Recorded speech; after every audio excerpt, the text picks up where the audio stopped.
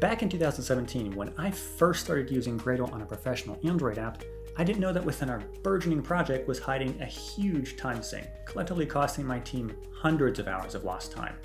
As more engineers, designers, and product leaders were jumping in and having a hand in the project, the engineering team was asked to create and deliver more and more one-time customizations for experimentations and demos. I knew that much of our time was spent on build-related matters, and I could have saved us those hundreds of hours back then if only I had known how to build a Gradle plugin to do that work for us.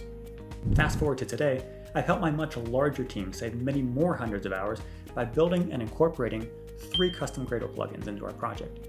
If you would like to learn how to build Gradle plugins for your project to fill in key holes that could save your team a significant amount of time and effort, then you are in the right place. Hi, my name is Oliver Sprin. I'm the lead Android engineer at UPMC Enterprises, working on the My UPMC project, the definitive patient portal for one of America's largest hospital systems. Throughout my years on the project, I've learned quite a bit about how to make Gradle work effectively for large projects, how to keep our scripts clean, and how to build plugins when nothing in the community can meet our needs. In doing so, we've unlocked previously unimaginable productivity, and even built out functionality so that non-technical colleagues can self-service some of their requests without ever needing the help of an engineer. Throughout this course, we will build quite a few plugins, but our flagship project will be the emphasis. Our objective will be to create a plugin which can extract the test coverage metrics from a Jacoco coverage report file, then distill and display a summary of that information in the console. This implementation will come by way of one plugin containing 2 separate abilities called tasks or actions, and 2 configuration blocks. We will spend a significant amount of time exploring how to create infinitely customizable and flexible configuration blocks.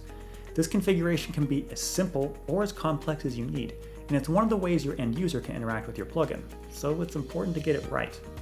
Finally, we will publish our work under the Gradle plugin repository for the world to consume, and automate this process with a continuous integration and delivery pipeline.